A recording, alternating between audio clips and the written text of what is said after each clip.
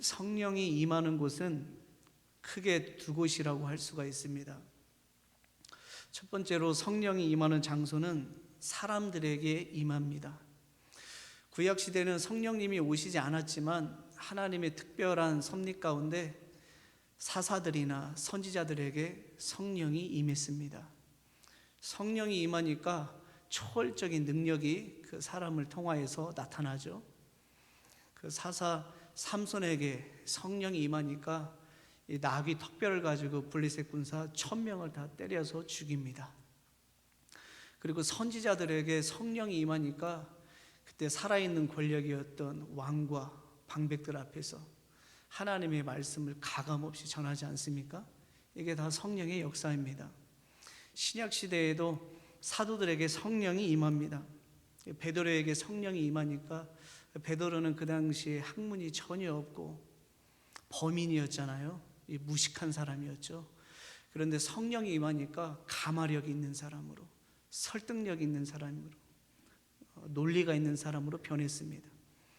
베드로가 광장에 나가서 복음을 증거하니까 3000명이 돌아오고, 그 다음에 또 전하니까 5000명이 돌아오고, 또 전하니까 셀 수 없는 흰무리가 돌아오고, 이게 성령의 역사죠. 이런 것들이 이렇게 성령이 임하면 초월적인 역사가 나타나는 것입니다. 여러분들의 심령 가운데도 성령이 부어져서 여러분들 또한 초월적인 능력을 나타내면서 내 능력 밖의 일을 나타내면서 살아갈 수 있기를 축복합니다. 그리고 성령이 임하는 곳 두 번째는 장소에 임합니다. 장소. 첫 번째는 사람에게 임하고 두 번째는 장소에 임하는데, 오늘 본문에 라마 나윕이라는 지명 이름이 나옵니다. 이 라마는 지역 이름입니다. 지역 이름. 그리고 그 다음에 나오는 나윕은 기관 이름이에요. 기관 이름. 그래서 이렇게 살펴보면 쉬울 것 같은데, 우리 덕천동 안에 우리 덕천교회가 있잖아요. 그런 것처럼 그때 당시에 라마라는 지역 안에 그 나윕이라는 학교가 있었어요. 이 나윕은 그냥 학교가 아니라 선지자 학교입니다. 이 선지자 학교의 총장님이 누구일까요? 사무엘이죠. 사사 사무엘이었습니다. 여러분, 그러니까 라마 나윕이라고 하는 것은 라마 지역에 있는 나윕이라는 선지자 학교라는 뜻인데, 여기에 성령이 임했어요. 성령이 그 땅을 장악하고 있었단 말이죠. 그러다 보니까 그 장소가 신령한 장소가 되어서 놀라운 역사, 놀라운 신비, 기적들이 계속 속출하게 되는데요. 성령이 덮어버린 라마 나윕에 어떠한 역사들이 나타나는지 오늘 본문이 그것을 전해주고 있습니다. 라마 나윕의 신비를 알려면 본문의 배경을 알아야 되는데, 한번 잘 들어보시기를 바랍니다. 이 다윗이 골리앗과의 싸움에서 이긴 후에 살 왕에게 오히려 다윗은 미움을 받게 됩니다. 너무 아이러니하지 않겠습니까? 그때 당시에 블레셋이 쳐들어와서, 블레셋의 장수가 골리앗이잖아요. 골리앗이 몇 날 며칠 이스라엘 백성들 앞에 서서 너희 중에 나와 겨루어서 이길 자가 있으면 좀 나와봐라. 만약에 나와 싸워서 너희 대표가 이기면 우리 민족이 너희 민족의 노예가 될 것이고, 그렇지 않으면 너희들은 우리 민족의 노예가 되어야 할 것이다. 하나님을 믿는 백성들이 왜 이렇게 허약하냐고, 왜 이렇게 겁쟁이들이 많냐고, 그렇게 골리앗이 이스라엘 백성들 앞에서 겁박하고 모욕을 주고 조롱할 때, 이때 한 사람도 나설 수가 없었거든요. 그런데 다윗이 거룩한 의분을 가지고, 거룩한 분노를 가지고, 용기를 가지고 골리앗 앞에 딱 섰죠. 이 할례받지 아니한 자가 하나님의 백성을 모욕하느냐? 너는 칼과 창과 단창으로 내게 나아오거니와 나는 만군의 여호와 이름으로 내게 나아가노라. 그렇게 외치면서 물맷돌을 던지니까 그 물맷돌이 그대로 골리앗 정수리에 박혀서 골리앗이 한 방에 쓰러지게 됩니다. 이 일로 인하여서 이스라엘 백성들 구원함을 받게 되었던 거죠. 위기 속에서 벗어나게 됩니다. 그러면 이 나라를 살려준 이 다윗을 높여줘야 되고 그 합당한 상급과 대우를 해줘야 되는데, 이 사울 마음속에 시기심이 발동되는 거예요. 질투심이 생기는 겁니다. 왜 그러냐면은 골리앗을 이긴 다윗을 이스라엘의 여인들이 막 찬양하잖아요. 사울이 죽인 사람은 천천히 해요. 다윗이 죽은 사람은 만만이로다 그렇게 찬양하니까 그 마음속에 시기와 질투심이 생겨서 그때부터 사울이 다윗을 죽이려고 합니다. 그래서 다윗은 어쩔 수 없이 도망자 신세가 되고 말았는데요, 얼마나 기가 막힙니까? 큰 위협에 빠져 있는 국가를 위해 어느 한 사람 나서지 않는 상황 속에서 이 다윗이 나섰는데, 근데 돌아오는 것은 칭찬이나 상급이 아니라 돌아오는 것은 매국노 취급을 받고 있는 것입니다. 국가적 원수 취급을 받고 있는 것입니다. 여러분, 이러한 다윗의 처지가 때로는 저와 여러분의 처지가 될 수 있다는 사실을 꼭 기억할 수 있기를 바랍니다. 우리 또한 간혹 가다가 이러한 경험을 할 때가 있지 않습니까? 성령의 감동을 받아서 믿음 따라서 성경 따라서 부담스러운 말씀을 증거하는데, 부담스러운 진리를 선포하는데 오히려 사람들에게 미움의 대상이 되어버리는 그런 일들이 우리의 신앙 가운데 나타납니다. 그런데 여러분, 우리는 그러한 상황 가운데 직면해 있을 때 너무 절망하거나 낙심하지 않기를 바랍니다. 이것은 영적인 세계 가운데 보편적으로 나타나는 현상일 뿐이에요.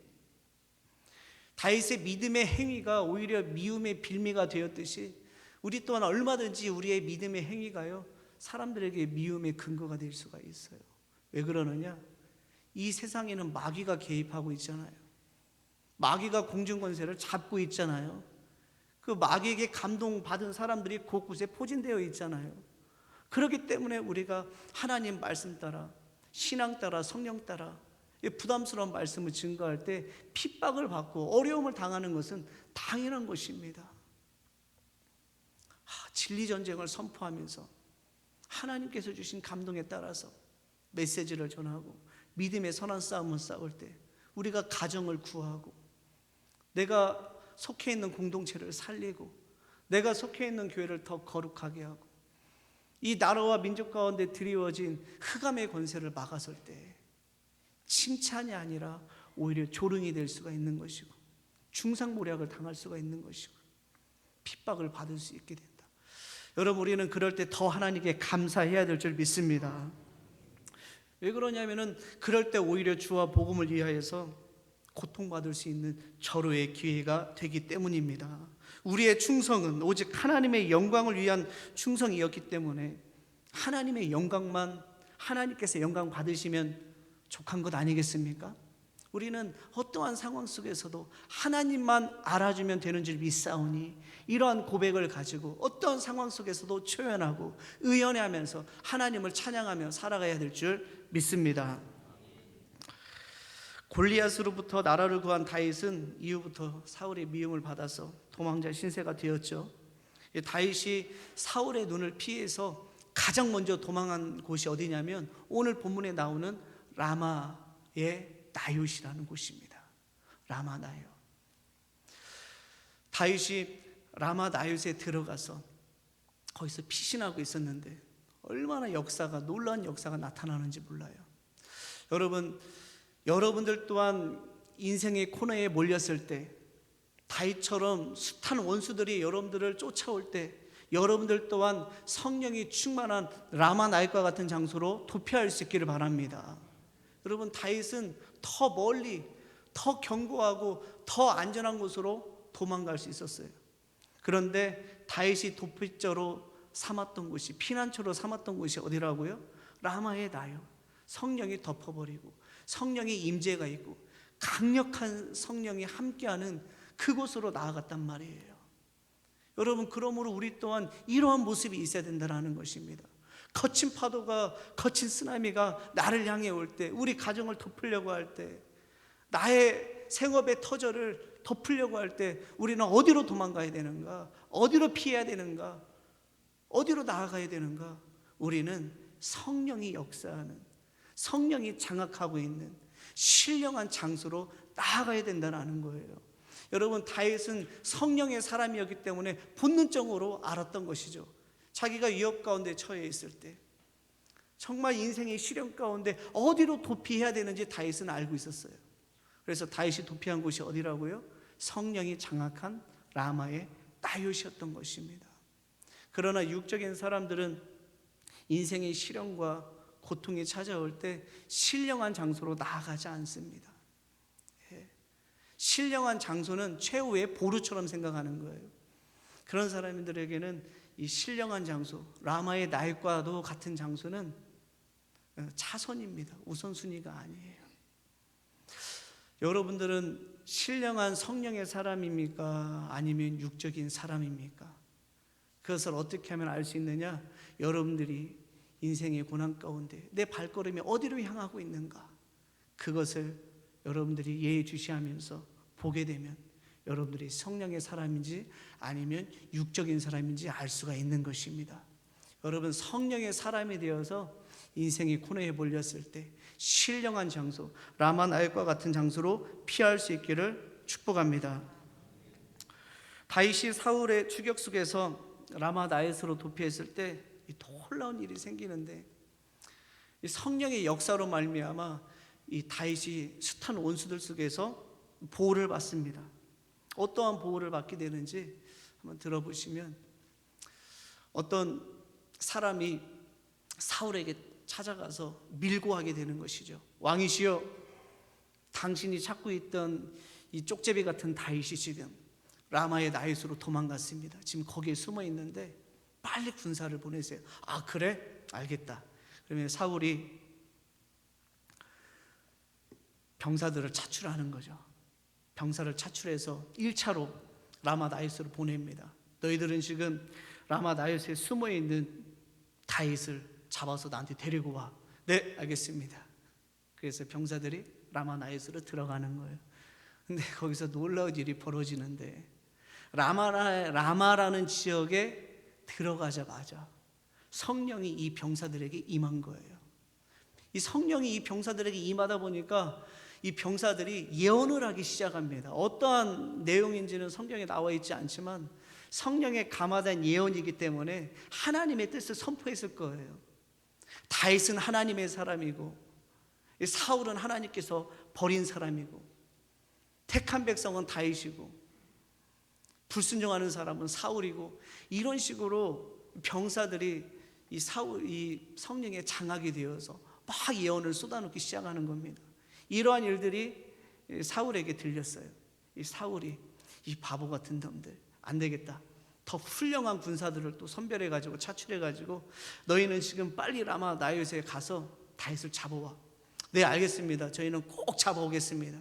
그런데 두 번째로 그 속에 들어갔던 병사들도 마찬가지로 이 성령의 압도가 되어서 또 성령으로 예언하기 시작하는 것입니다. 또 사울이 너무나도 어이가 없어가지고 안 되겠다. 이번에는 특수부대를 차출해야 되겠다. 그래서 UDT나 특전사, 이 특수부대를 또 차출하는 거예요. 너희들은 지금 빨리 라마 나잇에 들어가서 저 바보 같은 병사들처럼 그렇게 하지 말고 빨리 라마 나잇에 들어가가지고 다윗을 잡아와. 그랬더니 네, 알겠습니다. 그래, 병사들이 세 번째로 라마 나잇에 들어가는 겁니다. 근데 또 아니나 다를까 성령께서 또 이 병사들을 또 장악해서 이들 또한 또 성령으로 예언하게 되는 것입니다. 그래서 사울이 안 되겠다. 이제 내가 가야 되겠다. 그래서 사울이 직접 병사들을 이끌고 라마 나잇에 들어가게 됩니다. 근데 라마 나잇에 들어가는 순간부터 강력한 성령이 또 이 사울을 장악하게 되는 거예요. 얼마나 성령이 뜨겁게 역사하는지 너무 뜨거워서 사울의 옷을 다 벗게 되는 것이에요. 그리고 하루 종일 예언하기 시작하는 것이고, 그러니까 사람들이 막 수근수근거리기 시작합니다. 언제부터 사울이 선지자 중에 한 사람이었느냐? 언제부터 사울이 선지자 노릇을 하며 살았느냐? 그래서 결국에는 그 지역에 속담이 되고 맙니다.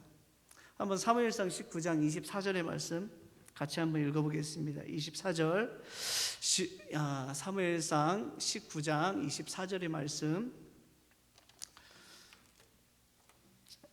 24절입니다. 24절 시작.